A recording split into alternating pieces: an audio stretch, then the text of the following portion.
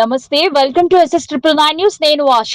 విశాఖపట్నం గాజువాకలో లంకా గ్రౌండ్ లో రూపుదిద్దుకుంటున్న 60 అడుగుల సుందర వస్త్ర మహాగణపతి ప్రతిమ.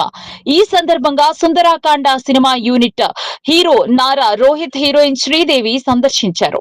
పర్యావరణ పరిరక్షణలో భాగంగా పూర్తిగా 21 రోజుల పాటు చీరలతో గణపతి దర్శనం ఇస్తారని నిర్వాహకుడు SV ఎంటర్టైన్మెంట్ అధినేత కోసిరెడ్డి గణేష్ అన్నారు.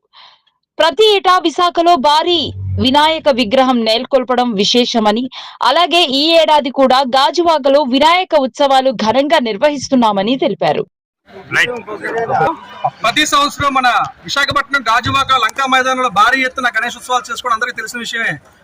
అదే భాగంగా ఈ సంవత్సరం గాజువాక గణేష్ ఉత్సవ్ 2025 లో భాగంగా మన లంకా మైదానంలో శ్రీ సుందర వస్త్ర మహాగణపతి స్వామివారిని ప్రదర్శించడం జరిగింది. స్వామివారి మొత్తం కూడా 1,00,000 చీరలతో స్వామివారి అలంకరణ అంతా చేయడం జరిగింది.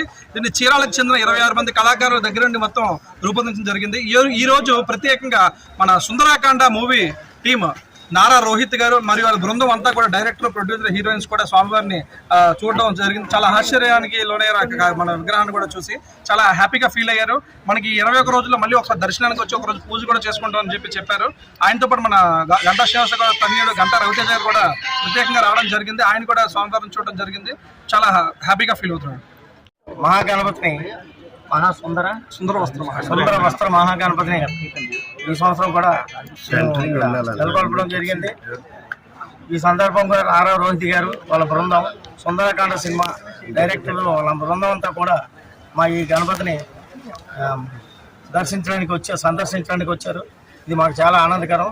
ఇదే సందర్భంగా గంటా శ్రీనివాస్ గారు తనయుడు రవితేజ్ కూడా వచ్చారు. ఇలాగే రేపు 27వ తారీఖుని నారా లోకేష్ గారు కూడా వస్తారని మేము ఆశిస్తున్నాం.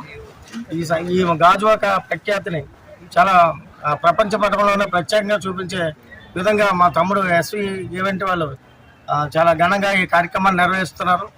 అందుకని ఈ SV ఈవెంట్ వారికి మేము కృతజ్ఞతలు తెలుపుకుంటూ మీరు రుణపడి ఉంటామని ఈ సందర్భంగా ఆయనకి మా సహాయ సహకారాలు అందిస్తామని తెలియజేస్తాం.